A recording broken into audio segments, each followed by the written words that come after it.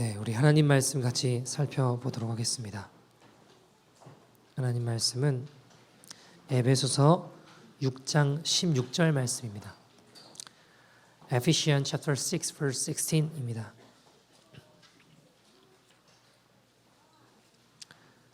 에베소서 6장 16절 말씀입니다. 신약 성경 316페이지에 있고요. 에베소서 6장 16절 말씀, 우리 한 절밖에 안 되니까 한 목소리로 같이 봉독하도록 하겠습니다. 에베소서 6장 16절 말씀, 신약 성경 316페이지. 네, 다 찾으신 줄 알고 우리 한 목소리로 같이 읽도록 하겠습니다. 시작. 모든 것 위에 믿음의 방패를 가지고 이로써 능히 악한 자의 모든 불화살을 소멸하고. 아멘. 하나님의 말씀입니다. 어떤 한 성도님이 북한에서 탈북한 수학자 다큐멘터리를 보셨대요. 남한에서 아이들을 가르치는, 수학을 가르치는 그런 다큐멘터리였는가 봐요. 이 북한에서 온 수학자가 나름대로 자기 수학을 잘했으니까 프라이드도 있고 여러 가지 생각들이 많을 거 아닙니까? 그래서 가르치면서 이렇게 하면 된다고 막 가르치고 알려주면서 이런 질문을 했대요. 너희들은 왜 수학을 공부하냐? 이렇게 물어봤대요. 그러니까 아이들 대답이 좋은 대학 가려고요.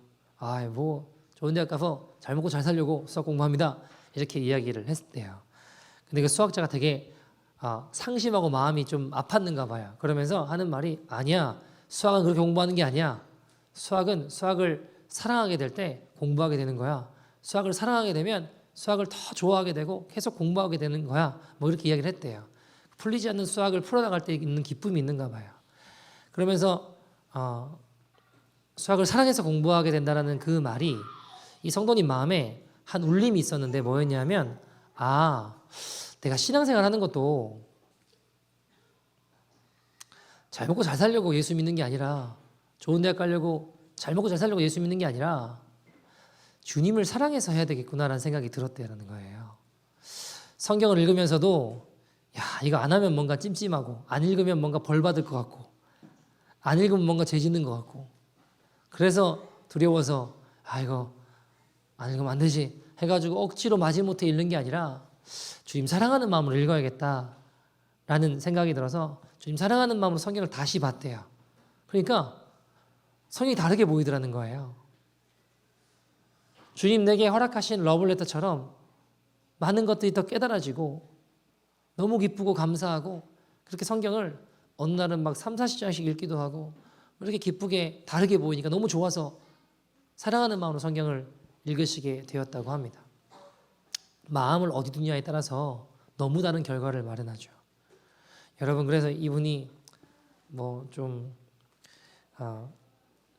자녀에게 이거를 놀라운 내가 은혜를 받고 깨달음이 있으니까 알려줘야겠다 해가지고 조그마한 아이를 불러다 놓고 분위기를 탁 잡고 누구야 너는 성경을 왜 읽냐? 그러니까 걔가, 그 조그마한 애가 0.5초 만에 하나님 사랑하니까 읽지 그러더래요. 아버지 순간 너무 당황하셔서 이걸 내가 알려줘야 되는데, 이걸 내가 가르쳐야 되는데 얘는 어떻게 알고 있지? 약간 이제 이런 마음이 드셨다고 해요. 근데 여러분, 제가 드리고 싶은 이야기는 뭐냐면 마음의 추를 어디에 두느냐에 따라서 너무 다른 결과를 맞이해야 되라는 거예요. 마지못해 두려워서 안 읽으면 벌 받을 것 같고, 안 읽으면 죄 지는 것 같고, 안 읽으면 뭔가 문제가 생길 것 같아서 두려워서 성경을 읽는 게 아니라 하나님 사랑하는 마음을 읽으니까 성경이 너무 다르게 보이더라는 겁니다. 여러분, 마음을 어떤 것에 중심을 두냐에 따라서 결과는 천국과 지옥으로 갈리더라고요. 여러분, 마찬가지인데요. 우리의 마음의 추를 어느 곳에 두냐에 따라서 불안과 염려의 상황이 될 수도 있고 승리의 기쁨이 주어지기도 합니다. 오늘 본문 보시겠습니까? 오늘 말씀 보시면 16절에 마음의 추를 말씀 앞쪽에 아니라 뒤쪽에 둬서 이 사단의 악한 자의 모든 불화살에 마음을 두게 되면 어떻게 될까요? 불안, 염려, 걱정, 낭망, 좌절, 사단에게 끌려고 할 수밖에 없는 인생이 된다는 겁니다. 그러나 앞쪽에 보세요. 모든 것 위에 믿음의 방패를 가지고, 그러니까 마음의 추를 믿음의 방패에 두면 승리의 기쁨을 누릴 수 있다는 겁니다. 그리고 이 마음의 추는, 이 추를 어디에 둘지는 내가 결정할 수 있는 거예요. 여러분, 오늘 본문에 보시면 우리가 알 수 있는 한 가지 사실은 뭔가요? 사단은 불화살을 쏘고 있다는 겁니다. 그죠? 오늘 말씀에 나와 있잖아요. 악한 자의 불화살이라고 이야기하잖아요.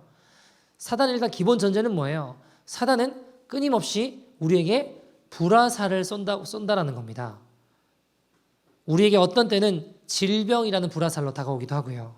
어떤 때는 어때요? 경제적인 어려움이라고 하는 불화살로 다가오기도 하고요.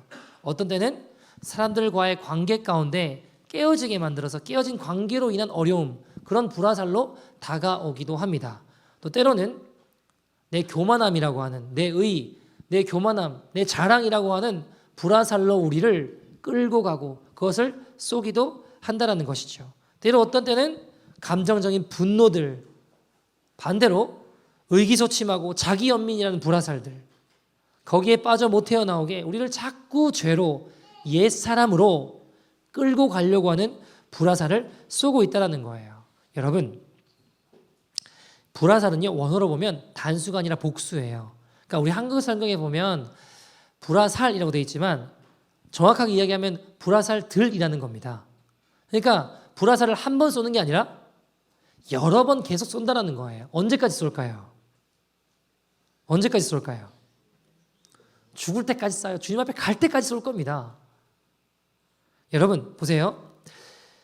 예수님이 이 땅에 오셨어요. 그죠? 이 땅에 태어나실 때부터 사단의 불화살은 시작됐습니다. 예수님을 죽이려고, 아기를 죽이려고 하는 일들이 벌어졌지 않습니까?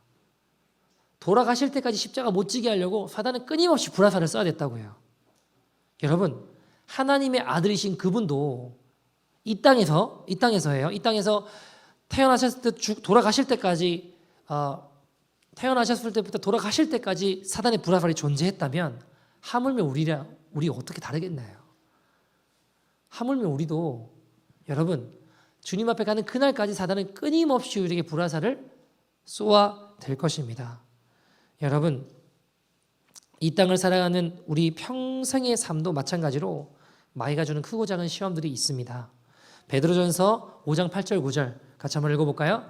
시작. 근신하라 깨어라 너희 대적 마귀가 우는 사자같이 두루다니며 삼킬 자를 찾나니 너희는 믿음을 굳건하게 하여 그를 대적하라. 이는 세상에 있는 너희 형제들도 동일한 고난을 당하는 줄 알미라. 자, 이 고난은, 사단이 주는 시험은, 크고 작은 악한 대적 사탄 마귀가 우는 사자처럼 두루다니며 삼킬 자를 찾는 이 일은 나만 당하는 거라고 이야기를 하죠. 성경은 이 고난은, 이 시험은, 이 불화살은 나만 겪는 일이라고 이야기하나요? 9절에 뭐라고 이야기하나요? 세상에 있는 너희 형제들도 동일한 고난을 당한대요. 나만 겪는 일이 아니래요. 우리 모두가 겪는 일이라고 이야기하고 있습니다. 사단은 어떻게든 두루다니며 삼킬 자를 찾아요. 불화살을 던집니다. 지옥으로 끌고 가려고, 죄악으로 돌아가게 하는 이 사단의 불화살은 끊임없이 우리에게 쏘아진다는 것입니다. 그럼 어떻게 해야 되나요? 자, 오늘 본문에 의하면 우리가 어떻게 해야 된다고 이야기하나요? 오늘 본문 16절 보시면 뭐라고 되어 있나요? 믿음의 방패를 가지라고 이야기합니다. 그죠? 믿음의 방패를 가지고 불화살을 막으라고 하면, 막게 되면 악한 자의 모든 불화살을 소멸하게 된다고 성경은 이야기하고 있어요. 자, 여러분, 방패를 수식하는 단어가 뭐예요? 믿음의 방패라고 이야기하잖아요. 근데 여러분, 우리가 믿음에 대해서 이야기를 할 때 믿음에는 진짜 믿음이 있고 가짜 믿음이 있어요. 야고보서에도 보면 뭐라고 이야기하나요? 2장 17절이나 이런 데 보면 뭐라고 이야기하죠? 이와 같이 행함 없는 믿음은 그 자체가 죽은 것이라. 그러면 산 믿음이 있고 죽은 믿음이 있다는 거네요. 그죠? 진짜 믿음이 있고 가짜 믿음이 있다는 거예요. 그죠? 예수 그리스도를 전심으로 의지하고 그분에게 반응하지 않는 믿음도 있다는 겁니다. 근데 문제는 뭐냐면 평소에는 이 믿음이 잘 구별이 안 돼요. 그러나 인생에 위기가 오고 어려움이 올 때, 우리 삶을 뒤흔들 만한 고난이 올 때 그 믿음의 진가가 드러나게 된다는 겁니다. 내가 진짜 무엇을 의지하고 있는지, 내가 진짜 붙잡고 있는 게 무엇인지가 인생의 고난이 닥치면, 인생의 상황이 딱 맞이하게 되면 정말 내가 무엇을 붙잡고 있는지는 극명하게 드러난다는 겁니다. 여러분, 실제로 성경 이 로마 당시에도 방패들도 부실한 방패가 있었을까요? 없었을까요? 있었대요. 부실한 방패는 창에 뚫렸대요. 창, 칼, 활이 날아오면 뚫렸답니다. 겉으로 봐면 똑같고 괜찮아 보여요. 근데 언제 드러날까요? 전쟁이 터지면 이 방패가 뚫리는 건지 안 뚫리는 건지가 드러나게 되는 것처럼 우리의 믿음이라고 하는 것도 겉으로 보면 다 괜찮은 방패였던 것처럼 다 괜찮아 보인다니까요. 근데 인생의 극명한 위기나 어려움이 닥칠 때 내가 진짜 무엇을 붙잡고 있는지가 드러나게 이 믿음이 진짜인지 가짜인지가 드러나게 되더라는 겁니다. 여러분, 우리가 무엇을 붙잡고 사는지, 정말 주님을 붙잡고 사는지, 아니면 내 살아온 통팍과 내 능력과 내 힘과 내 의를 붙잡고 사는지, 믿음의 근간이 무엇인지가 드러나게 된다는 겁니다. 제가요, 대학생 때 같은데 필리핀 가면 민다나오라는 제일 남쪽에 섬이 있어요. 거기 어떤 선교사님이 참 귀한 분의 소문을 제가 듣고 만나보고 싶어서 찾아갔어요. 그래서 그 선교지 지내면서 다른 마을들을 이제 혼자 어떤 마을에 갔는데 그 마을에 선교사님 제자 같아요. 사역자가 한 사람 있더라고요. 너무 가난한 마을이에요. 근데 거기 그 마을에 이 목회자가 사역을 하고 있는 거예요. 제가 참 귀해 보이더라고요. 왜냐하면 여러분, 가난한 마을이니까 뭐 헌금이 있겠어요? 뭐가 있겠어요? 그러니까 어떻게 살겠어요? 거기서 남의 땅에 옥수수 밭에 소작을 해서 남의 땅에 일을 해서 옥수수 죽 정도 먹을 정도로만 일을 하는 거예요, 그분이. 그 다른 시간대에는 목회를 하고 목양을 하고 전도를 하고 예배를 인도하고 이렇게 살아가고 있더라고요. 얼마나 귀해요. 그래서 제가 너무 귀한 친구다 해서 아침에 일어나서 그 친구 일하는 데 가서 도와줘야겠다라는 생각이 들었어요. 옥수수 밭에. 그래서 이제 아침에 일어나서 옥수수 밭으로 갔죠. 그 친구를 도와주러. 너무 귀한 친구니까 내가 뭐 큰 도움은 안 되겠지만 조금이라도 이 친구를 도와줘야겠다 해가지고 가는데, 가는 길에 주님이 제 마음에 이런 질문을 하시는 것 같았어요. 종민아, 너 만약에 내가 너한테 너의 남은 평생을 여기 지금 남의 땅에서 소작하면서 힘들게 목회하면서 살아가고 있는 이 친구처럼 너 여기 남아서 살라고 하면 살 수 있겠니? 라고 물어보시는 것 같았어요. 그러니까 제가 주님 말씀하시는데 당연히 아멘이죠. 제가 뭐 할 말 있습니까? 아멘. 그러면 주님 말씀하시면 제가 여기 있어야죠. 그래서 주님 기뻐하시는 뜻이라면 내가 해야죠. 하고 일하러 갔어요. 자, 일하고 돌아왔습니다. 돌아왔는데 주님이 또 물어보시는 것 같았어요. 너 정말 종민아, 너 정말 내가 여기 남아서 네 남은 삶을 여기 힘들게 소작하면서 입에 풀칠해가면서 목회하고 이렇게 살아가라고 하면 너 남아서 살 수 있겠니? 라고 물어보시는데 제가 대답이 바로 안 나오더라고요. 일하고 난 다음에는. 여러분, 말하는 내가 진짜 내 모습이 아니고 그 상황이 딱 닥치면 진짜 내 모습이 드러난다고요. 대답이 바로 안 나오는 거예요. 제가 사실 하루 종일 일한 것도 아니고 반나절 일하고 점심 먹으러 나왔어요. 근데 주님 다시 물어보시는데 땡볕에 막 힘들게 일하다 보니까 주님 딱 물어보실 때 제가 아멘, 그럼요, 주님 당연히 가야죠, 이게 아니라 대답이 선뜻 안 나오더라고요. 되게 많이 회개했어요. 그런 제 모습 보면서. 죄송하다고 주님 원하시면 제가 얼마든지 아멘 해야 되는데 이렇게 선뜻 대답 안 나오는 제 모습을 보고 제가 놀래고 제가 엄청 회개했어요. 여러분, 교회 어떤 성도님 중에 그 아버지가 이런 칭찬을 한번 하셨대요. 친척들 중에 좋은 어떤 기업에, 좋은 어떤 회사에 잘 다니고 있다가 어느 날 갑자기 뭐 은혜를 받았는지 어떻게 했는지 모르겠지만 선교사가 되겠다고 하면서 그 모든 직장을 때려치고 신학교를 들어간 친구가 있었대요.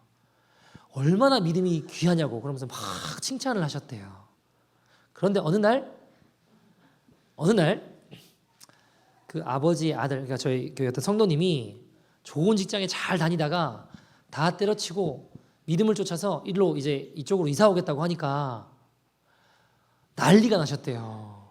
난리가. 자, 여러분, 남들 상황이 아니라 내 상황이 닥치면 진짜 내가 무엇을 붙잡는지 믿는지 의지하는지가 드러나게 되어 있다고요. 내 자식 상황이 닥치면 여실히 내 믿음이 어떠한지가 드러나더라는 겁니다. 여러분, 제가 토론토 와서 교회를 개척했어요. 근데 뭐 연고가 있는 것도 아니고 어쨌든 개척을 하고 예배를 드리다가 보니까 혼자 예배를 드릴 때도 있었어요. 근데 제가 예배를 이렇게 인도하다가 아무도 없으니까요. 찬양을 막 하다가 자꾸 소리가 더 커질까요? 줄어들까요? 줄어들더라고요. 설교를 해야 되는데 막 힘차게 설교를 할까요? 점점 이렇게 빨리 끝났으면 좋겠다. 뭐 이런 설교가 점점 없어질까요? 없어지더라고요. 그럼 제가 엄청나게 막 진짜 많이 회개했어요. 상황이 닥치니까 진짜 제 모습이 드러나는 거예요. 왜냐하면 여러분 제가 늘 외쳤던 게 뭐냐면 예수님 한 분이면 충분합니다. 이 고백을 저의 고백으로 삼고 늘 외치고 가르쳐 왔거든요. 여러분 예수님 한 분이면 충분하면 사람이 있건 없건 그분으로 충분하면 예배로 가면 전심으로 예배해야 돼요? 안 해야 돼요?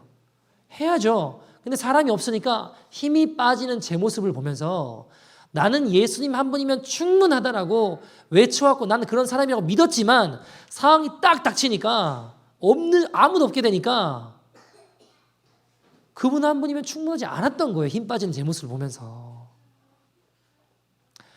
그러니까 제가 그 모습을 보면 많이 회개했어요. 하나님, 제가 외쳐왔던 게 제 모습이 아니라 상황이 딱 닥치니까 이게 내 믿음의 현 주소군요, 주님.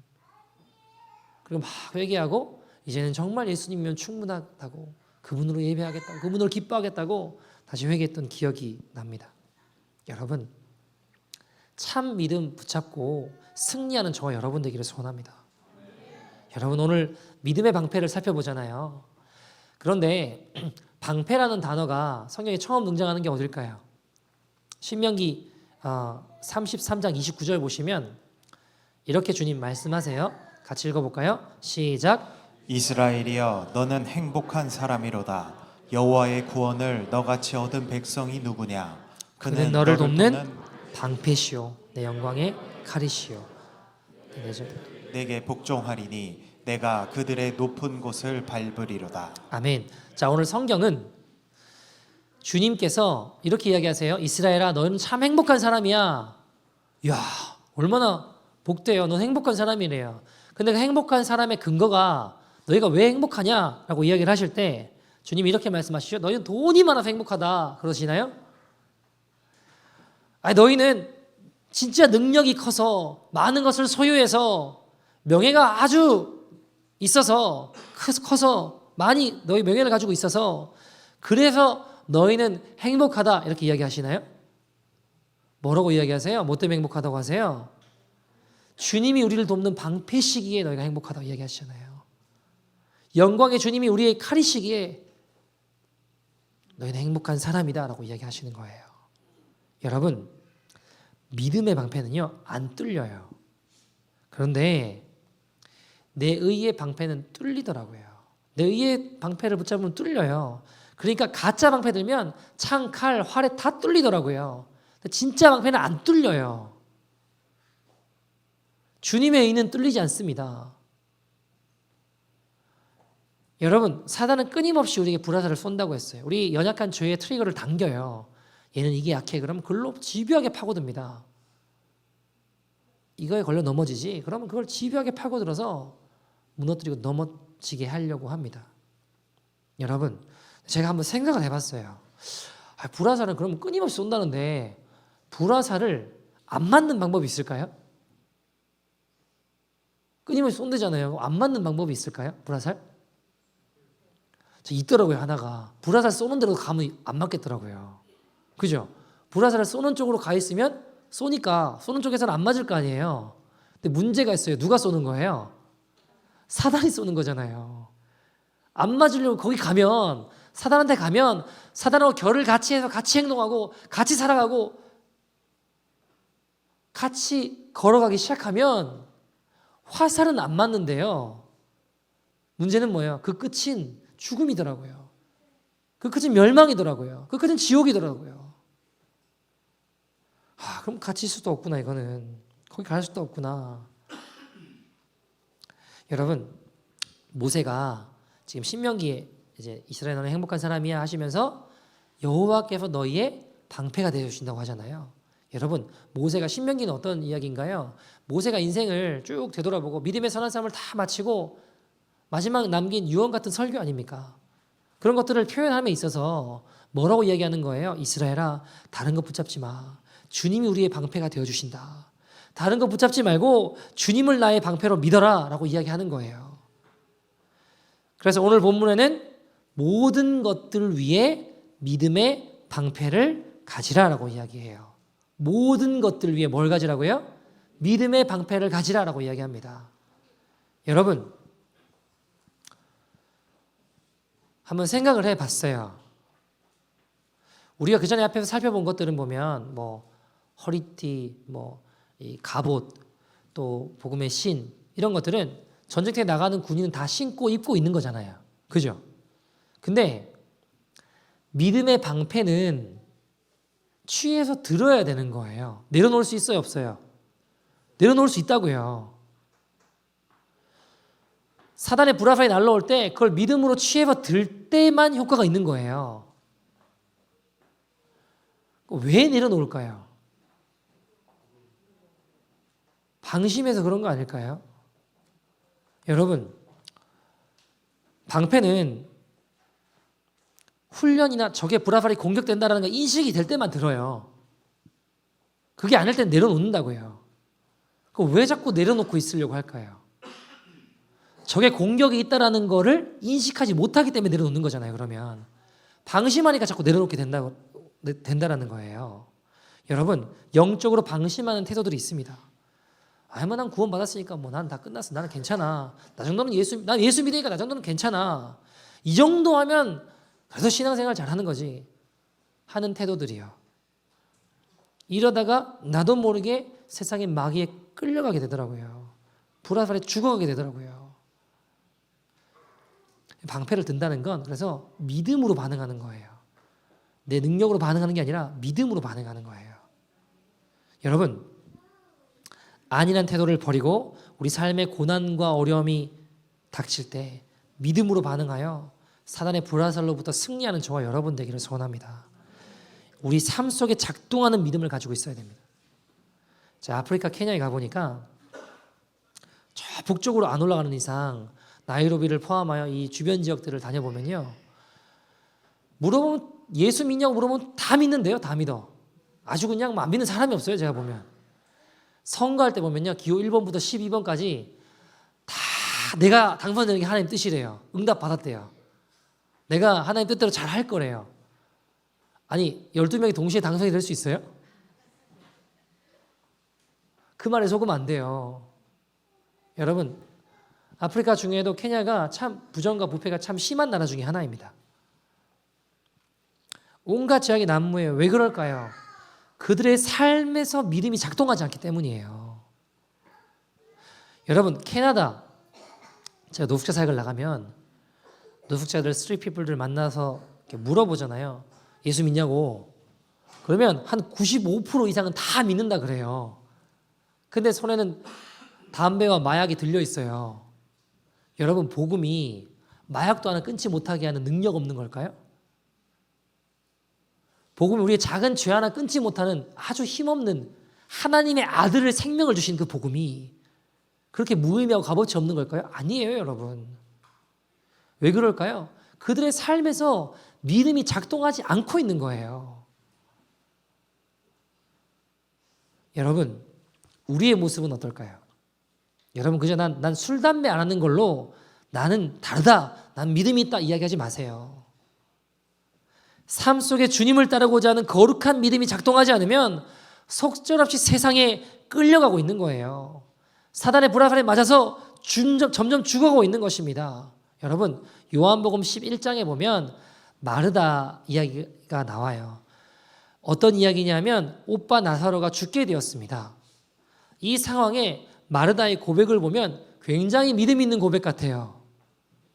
요한복음 11장 25절에서 27절 예수님 물으시고 마르다가 이렇게 대답합니다. 같이 읽어보죠. 시작. 예수께서 이르시되 나는 부활이요 생명이니 나를 믿는 자는 죽어도 살겠고 무릇 살아서 나를 믿는 자는 영원히 죽지 아니하리니 이것을 내가 믿느냐. 이르되 주여 그러하외다. 주는 그리스도시요 세상에 오시는 하나님의 아들이신 줄 내가 믿나이다. 아멘. 보세요. 25절에 예수님이 물어보세요. 나를 믿는 자는 죽어도 산다. 너 이거 믿냐? 26절에 물어보세요. 27절에 마르다가 이야기해요. 주여 그러하외다. 믿는데요. 주는 그리스도시요 세상에 오신 하나님의 아들이신 줄 내가 믿나이다 라고 고백했어요. 자, 그리고 예수님이 믿음의 고백을 한 마르다를 보셨어요. 그리고 이제 죽은 나사로에게 오셔서 무덤의 돌을 치워라 라고 이야기하세요. 나를 믿는 자는 죽어도 산다, 믿는다 했잖아요. 근데 그 믿음이 어디 간지 모르겠어요. 39절 40절에 마르다가 이렇게 대답합니다. 같이 읽어볼까요? 시작. 예수께서 이르시되 돌을 옮겨 놓으라 하시니 그 죽은 자의 누이 마르다가 이르되 주여 죽은 지가 나흘이 되었음에 벌써 냄새가 나나이다. 예수께서 이르시되 내 말이 내가 믿으면 하나님의 영광을 보리라 하지 아니하였느냐 하시니. 아멘. 자 보세요. 분명히 죽어도 나를 믿는 자는 죽어도 산다. 네가 믿느냐? 네 믿습니다 했어요. 근데 예수님이 이제 돌 치워. 니네 오빠 살려야지. 돌 치워 하니까 주여 오빠가 죽은 지가 사흘이 지나서 나흘이 지나서 냄새가 썩은 냄새가 난다고. 무슨 말이야? 안 된다라는 거야. 안 된다. 그 예수님 뭐라고 하시나요? 야, 네가 내 말을 믿으면 하나님의 영광을 본다고 하지 않았냐? 이야기하시는 거라고요. 근데 여러분 마르다의 모습을 보면 저는 이게 나의 모습은 아닐까라는 생각들을 해봐요. 우리가 교회에 와서 예배 드릴 때는 믿음이 좋아요. 그런데 정작 삶의 현장으로 가면요. 그 믿음이 작동하지 않고 있는 우리 모습 아닌가요? 저 교회 문만 나가고 나면 무덤가에서 죽은 지 나흘이 돼서 안 된다고 말하는 마르다의 모습이 혹시 우리의 모습은 아닌가요? 직장에서, 학교에서, 가정에서 교회 문 밖에만 나가면 믿음이 작동을 안 하고 있는 우리의 모습은 아니냐는 겁니다. 주는 그리스도시요 세상에 오신 하나님의 아들이신 줄 내가 믿습니다. 이 고백이 무덤가에서도 삶의 현장에서도 믿음이 작동하기를 소원합니다. 사랑하는 여러분, 믿음의 방패라고 이야기를 할 때 이 방패라는 거는 원어로 보면 피스티오라는 단어를 쓰거든요. 피스티스라는 단어를 써요. 근데 피스티스라는 단어는 설득이라는 거도 우리가 해석할 수도 있거든요. 설득. 하나님이 늘 무너지고 엎어지고 좌절한 우리를 하나님의 약속의 말씀으로 설득하여 그 생명의 길을, 좁은 길을, 은혜의 길을 걷게 하시는 거예요. 여러분 아무리 절망되는 요셉의 구덩텅이에 빠져 있다고 할지라도 그런 상황이라 할지라도 하나님이 살아계시면 지금도 불꽃 같은 눈동자로 일하고 계신다면 그분을 의지하고 십자가를 붙잡고 우리의 중심의 무게추를 주의 말씀에 둘 때에 그 절망의 구렁텅이는 요셉의 절망의 구렁텅이는 열방을 살리는 생명의 구렁텅이가 될 줄 믿습니다. 주님의 역사의 시간이 될 줄 믿습니다. 제가요 토요일에 전도를 하러 나가잖아요. 근데 이번 주에 몸이 진짜 안 좋았어요. 저도 몸이 너무 안 좋아가지고 와 진짜 어떡하나. 금요일에 예배 드릴 때도 야 이거 내가 할 수 있을까 막 이제 생각들을 하면서 무조건 당연히 하겠죠. 죽어도 하니까. 근데 금요일에 어떤 생각이 드냐면 내일 근데 내가 이 몸으로 내일 전도를 할 수 있을까. 그러면서 제 마음 안에 내일 나 나가지 말까라는 마음이 제가 들었을까요? 안 들었을까요? 들었을까요? 안 들었을까요? 네? 안 들었어요? 감사해요. 들었어요. 저도 내일은 좀 안 나갈까 이런 마음이 제 마음에 드는 거예요. 왜냐면 몸이 막 망치로 자꾸 맞은 것 같고 너무 힘들더라고요. 제가. 그래가지고 여러분 상황이 닥치면 뭐가 드러난다고요? 제 모습이 드러난다고요. 제 믿음이 여실히 드러난다고요. 근데 가만히 생각해 보니까 이번 주에 설교를 해야 되는데 여러분 믿음의 방패를 붙잡고 일어나십시오 이렇게 설교를 해야 되는데 제가 이거 어떡하나. 그러니까 참된 믿음을 붙잡고 일어나십시오 설교해야 되는데 못 빼겠는 거예요. 제가 전도하러 나가는 거를. 그래, 전적으로 주님 신뢰하며 걸어가는 거지. 내 의가 아니라 내 능력이 아니라 주님 전적으로 주님 신뢰하며 걸어갈 때 주님 역사하시지 하고 전도로 나갔어요. 여러분 마가복음 9장 17절 보시면 귀신 들린 아이를 아버지가 예수님께 데리고 와요. 그리고 예수님께 고쳐달라고 치유해달라고 이야기합니다. 그래서 예수님이 믿는 자에게 능치 못함이 없다라고 이야기하시면서 내가 고칠 것을 믿느냐? 다시 말해 내가 사단을 캐스트 아웃 할 걸 믿느냐라고 하니까 그 아버지가 이렇게 고백하고 이렇게 대답해요. 소리 질러서 24절에 그 아이의 아버지가 어떻게 했다고요? 믿습니다. 이게 아니라 소리를 질렀대요. 간절하게 내가 믿나이다. 근데 그 다음이 조금 이해가 안 돼요. 나의 믿음 없는 것을 도와주셔서. 여러분 이런 코미디가 어디 있냐고요. 내가 믿나이다. 믿음이 있대요. 근데 그 다음에 바로 이야기하는 게 나 믿음이 없대요. 앞뒤가 안 맞잖아요 지금. 아니에요? 아니 믿는다면서요. 근데 믿음이 없다라는 거 이거 도대체 어떻게 봐야 되는 거냐는 거예요. 근데 여러분 제가 이 말씀을 보면서 이게 우리의 모습일 수도 있겠다라는 생각을 했어요. 믿는데요. 여러분 믿음이 있어요. 제가 믿음이 있어요. 오죽하면 연고도 없는 캐나다까지 와가지고 제가 교회를 개척하겠냐고요. 한국에 할 일이 없냐고. 한국에 할 일 많아요. 지구 반대편까지 날라와서 여기 와서 교회를 개척하겠냐고요. 믿음이 있어요. 아버지 사업 잘하고 계신데 오죽하면 제가 다 필요 없다 그러고 신학교 가서 목사가 됐겠냐고요. 여러분 저 믿음이 있어요. 한국에서 사역할 때도 멀쩡한 집 놔두고 마가의 다락방 이상한 창고 같은 곳에 호흡기 질환에 걸려가면서 살면서 겨울엔 추위에 떨고 따뜻한 물도 안 나와서 이게 군대도 아니고 뛰면서 샤워를 하면서 여름에는 더위와 모기랑 싸우고 산기도 한다고 맨날 모기한테 뜯겨가면서 참된 종이 한번 돼보겠다고 사서 고생을 하고 있냐고요. 저에게 믿음이 있어요. 그런데 뭐를 구해야 된다고요? 저의 믿음 없음을 도와주소서. 저에게 믿음을 더하여주소서. 여러분 우리에게 믿음이 있습니다. 하나님이 내 인생의 주인 되심을 믿어요. 주님이 나의 방패 되심을 믿습니다. 근데 우리 믿음이 없어요. 주님이 나를 책임지신다라는 믿음이 없어요. 하나님이 전지전능하시다는 사실을 믿어요. 근데 우리 믿음이 없어요. 그 전지전능하신 하나님께서 오늘 내 공경과 내 삶의 내 위기 가운데 사단이 불화살을 막 날려댈 때 그 불화살 앞에 노출되어 있는 나에게 하나님이 도와주실 거라는 이 믿음이 없어요. 그래서 우리 기도해야 돼요. 주여 내가 믿사오니 믿음을 더하여주소서. 이 기도가 우리의 기도 되기를 간절히 소원합니다. 여러분 상황과 환경이 변화되길 원하는 믿음은 가짜입니다. 내가 결단하고 상황과 환경이 아니라 내가 변화되길 원하는 믿음이 진짜예요. 여러분 나는 가만히 있고 환경, 상황만 바뀌길 바라는 믿음은 한번 생각해 보세요. 우상에게 절하는 거랑 뭐가 달라요? 물 떠다 놓고 비나이다 그러면서 이렇게 되기를 원한다고 나는 하나도 안 바뀌어요. 그 간절히 원한다고 비는 거랑 뭐가 다르냐고요. 복음은 나를 바꾸는 겁니다. 내가 바뀌지 않는데 상황이 바뀌길 바라는 것은 믿음이 아니라 헛된 망상입니다. 진짜 믿음은 내 상황, 내 여건, 내 필요 이게 아니고 먼저 하나님의 나라와 의를 구하는 자리로 나아가는 것이 믿음입니다. 여러분 죽기를 각오하고 믿음으로 살아봅시다. 주님 어떻게 일하시나? 믿음으로 행하면 반드시 삽니다.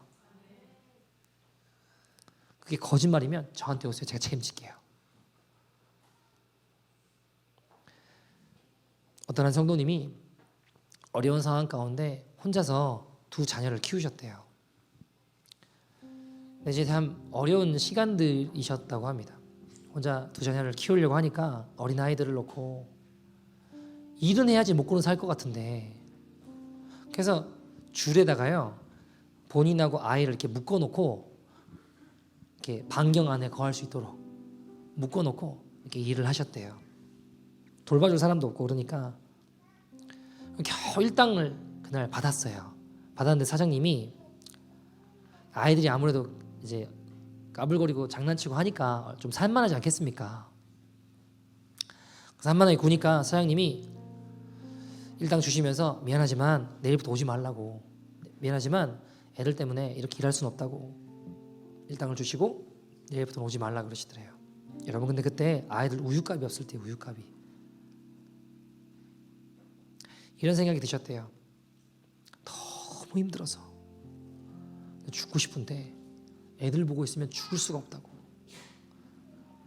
너무 힘들어서 나 그냥 죽었으면 좋겠다는 생각이 드는데 애를 보고 있으면 그럴 수가 없는 거예요. 어떻게든 살아야겠다는 거예요. 힘든 상황에 살고 싶어서 이제 그날 일당 받고 저녁에 수요일이었는가 봐요. 수요 예배를 가셨대요. 살려달라고 막 기도하고 헌금하는 시간이 됐는데 지금 우유값이 없잖아요. 믿음으로 오늘 받은 일당을 헌금에 넣었대요. 믿음으로 주님께 드렸대요. 이제 우유값도 애들 우유값도 없는데 걱정해야 될 상황 아닙니까? 근데 그때 주님이 네가 줄이지 아니하리라 그러시더래요. 네가 줄이지 아니하리라. 너무 놀라서 이게 무슨 말씀이지? 네가 줄이지 아니하리라 그러시더래요. 그리고 그 이후로 단 한 번도 굶기지 않으셨답니다. 때로는 부할 때도 있고 때로는 가난할 때도 있지만 한 번도 주님이 굶기지 않으셨다. 주님이 책임지셨어요. 여러분 뭐 탈탈 털어서 헌금 많이 해라 이야기하고 싶은 거 아닙니다. 믿음으로 행하면 반드시 살아요.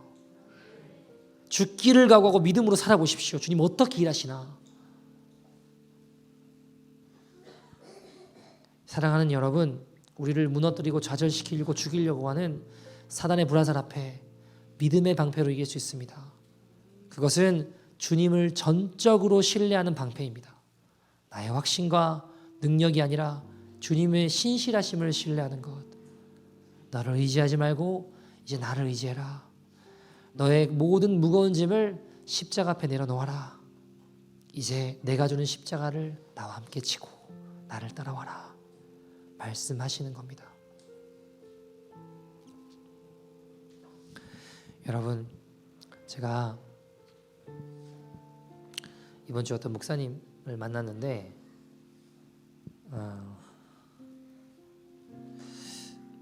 그분 말씀을 나누고 자녀들 이야기를 나누면서 좀 제 마음 안에 조금 감동이 있었어요. 보니까 둘째가 어느 날 공부를 참 잘하는 애인데 빵점을 맞아왔대요. 영어 시험을 빵점을 맞아왔대요. 너무 깜짝 놀래가지고 무슨 일이냐 하니까 얘가 이야기하기를 11학년 때 성교육 가는 게 있는데 학교에서 동성애자가 어떻게 트랜스젠더가 되는지를 이렇게 보여주더래요. 그리고 아주 행복한 표정을 보면 그 행복한 표정으로 바뀌어가는 과정을 보여주는 어떤 비디오를 보여주고 거기에 대해서 이제 써야 되는 거예요. 좋게. 근데 얘는 자기가 가진 믿음과 신앙과 이게 충돌을 하니까 고민을 하다가 백지로 낸 거예요. 안 쓰고. 그래서 빵점 받아온 거예요. 공부를 잘했던 애가 뭐 평균이 막 되게 많이 떨어졌대요. 84점인가? 되게 많이 떨어졌대요. 그것 때문에 중요한 시험인데. 여러분이라면 뭐라고 이야기하실래요? 이 아이한테. 야 이놈아 그래도 그렇게 하면 되냐? 뭐 임마. 그래도 뭐 이렇게 적당히 잘 해야지. 뭐 그러실래요? 이 아버지는 칭찬하셨대요. 너무 잘했다고. 너무 잘했다. 근데 너 선생님이 오해할 수 있으니까 그날 금요일이었는데 이제 월요일 학교 가면 선생님 찾아가서 선생님한테 설명을 드려라. 이게 네 행동이 선생님한테 반항하려고 백지된 게 아니고 내 가진 믿음과 신앙이 이러이러하기 때문에 난 거기에 동의할 수 없기 때문에 내가 고민하다가 백지로 낸 거라고. 선생님한테 반항하거나 싸우고자 하는 거 아니라고. 이걸 설명을 드려라 라고 이야기를 했대요. 그래서 아이가 가니까 그 선생님이 알고 봤더니 크리스천이었던 거예요. 근데 본인도 이걸 교육하지 않으면 잘리니까 고민하고 있던 거예요. 내가 그만둬야 되나. 이거를 교육하지 않으면 자기가 선생 일을 여기서 그만둬야 되니까 그리고 고민하고 갈등하고 이러고 살아가고 있는데 어떤 날 아이가 오더니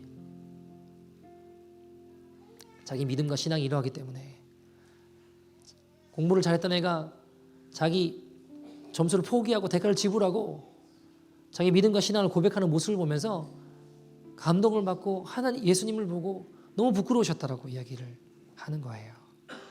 여러분 그 아이를 통해 예수님을 보게 되더라고요. 여러분 우리가 믿음의 갈등이 일어날 만한 상황들이 있어요. 우리 믿음이 여실히 드러날 만한 여건들이 있습니다.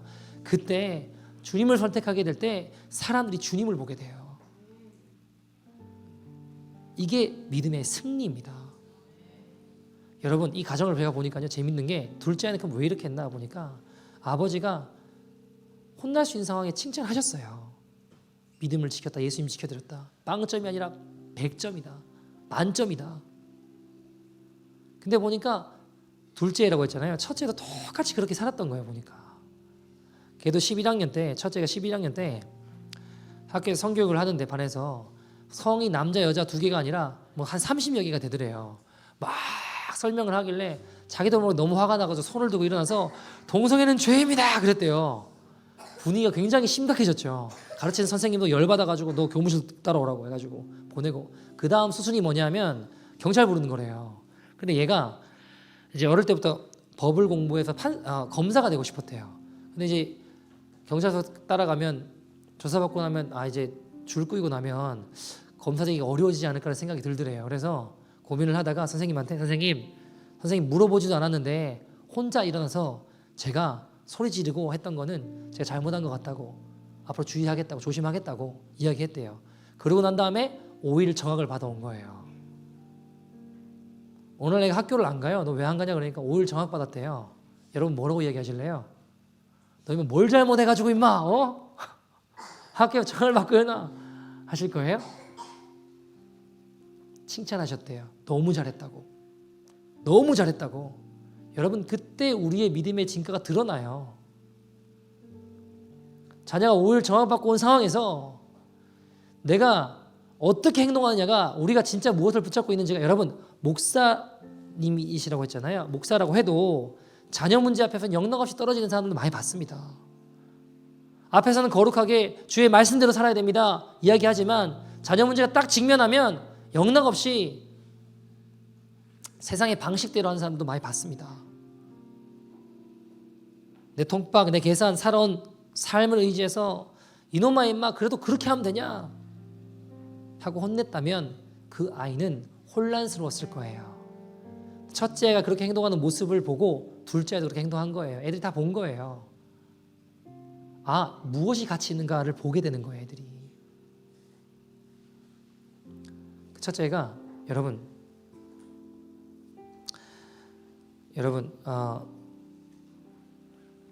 보니까 첫째가 졸업할 때 졸업 연설 같은 걸 하는가 봐요. 학교 졸업할 때 그런 걸 하는 게 있는가 봐요. 근데 첫째가 투표해가지고 전교회장을 이기고 자기가 당선이 됐대요. 졸업 연설하는 게. 그 첫째는 하나님께 감사하고 마지막은 뭐 예수님만 유일한 구원자고 예수 믿어야 되고 뭐 이런 거 쭉 다 써놨대요. 그래서 준비를 하고 있는데 전교회장이 레즈비언이었는데 학교 치맛바람이 셌는가 봐요. 얘가 열받아가지고 막 학부모랑 어쨌든 사람들을 동원해가지고 난리를 치는 거예요. 동성애가 죄라고 해가지고 5일 정학을 먹은 애가 어떻게 졸업 연설을 하냐 그러고 막 따지고 싸우고 나중에 경찰에 신고해가지고 조사가 나왔대요. 교장 선생님, 교감 선생님 와가지고 얘를 설득하더래요. 야, 네가 기권하면 안 되냐? 네가 기권하면 조용히 해결될 수 있을 것 같다. 졸업 연설 네가 기권하면 안 되냐? 그 얘가 내가 정정당당하게 투표해서 이겼는데 내가 왜 기권해야 되냐? 난 내가 할 거다. 그러고 이제 버티다가 어느 날 기도를 하다가 마음에 그런 생각이 들더래요. 내가 이걸 하는 게 이기는 걸까? 해본다 한들 이기는 걸까? 이기는 게 아닌 것 같더래요. 이거 이겨서 뭐 하나? 져주는 게 이기는 걸 수도 있지 않을까라는 생각이 들었대요. 그래서 기권했대요. 내가 안 하겠다. 재밌는 건 기권을 했는데 그 해에 졸업 연설이 없었대요. 그리고 대학에 갔어요. 근데 같이 그 전교 회장하고 짝짝꿍 해가지고 같이 뭐 신고하고 같이 한패가 됐던 아이들 있잖아요. 돌아가면서 전화가 오더래요. 돌아가면서 무슨 이야기 할까요? 미안하다고, 내가 잘못했다고, 그 전교회장 힘이 세서 그때 어쩔 수 없이 내가 그렇게 했는데 내 마음은 그렇지 않다고, 미안하다고, 잘못했다고 사과하고 사죄하더래요. 여러분, 이게 진짜 이기는 거예요. 이게 진짜 이기는 거라고요. 예수님 마음 가지고 믿음 가지고 걸어갈 때 세상을 이기면 이것이 우리의 믿음이라고 하셨습니다. 요한일서 5장 4절 같이 읽어볼까요? 시작. 무릇 하나님께로부터 난 자마다 세상을 이기느니라. 세상을 이기는 승리는 이것이니 우리의 믿음이니라. 아멘. 여러분, 세상을 이기는 승리는 이것이니 뭐래요? 우리의 믿음이라 하셨습니다. 제가 이 첫째 아이를 이야기를 나누면서 이 아이를 하나님 놀랍게 책임져 주시는 것들을 많이 봤어요. 정치인들이 이 아이를 막 서로 만나겠다고 미팅을 잡더라고요. 뭐 이야기가 긴데 거두절미하고 여기 주수상부터 뭐 더그 포드부터 뭐 법무부 장관 여러 사람들이 이 아이를 막 서로 만나려고 하는 거예요. 하나님이 제가 이 아이 이름이 조셉인데 믿음으로 주님 신뢰하며 걸어갈 때 주님 책임지시고 주님 사용하시는구나라는 생각이 들었어요. 여러분, 믿음의 방패를 드는 첫째를 보고 둘째가 그 행동을 따라하고 둘째 행동을 보고 선생님이 예수님 함께 하시는구나라는 걸 봤어요. 사랑하는 여러분, 그리스도인의 성공은 내 안위, 내 행복, 내 안녕이 아닙니다. 그리스도인의 성공은 내 삶을 통해 예수님의 향기가 나타나는 겁니다. 사람들이 나를 보면, 나를 만나면 예수님이 함께 하시는구나, 이걸 알게 되는 거예요. 예수님이 살아계시는구나, 예수님을 보게 되는 겁니다. 이것이 그리스도인의 성공입니다. 그리스도인의 승리입니다. 어떻게 가능할까요? 위기 가운데, 어려움 가운데서도 믿음의 방패를 들고 믿음으로 반응하고 나아갈 때에 하나님의 역사를 보게 되는 것입니다. 우리 제가 같이 한번 기도했으면 좋겠어요. 여러분, 우리 마음을 자꾸 사단의 불화살에 두지 마십시오. 마음의 줄을 사단이 쏘아대는 불화살에 자꾸 마음을 두지 마세요. 참된 믿음의 방패에 두십시오. 믿음으로 반응하십시오. 하나님, 나의 삶에 내려놓았던 믿음의 방패를 들게 하여 주시옵소서. 주님, 내가 믿습니다. 그러나 나의 믿음 없음을 도와주시옵소서. 주님만 붙드는 거룩한 믿음의 인생 되게 하여 주시옵소서.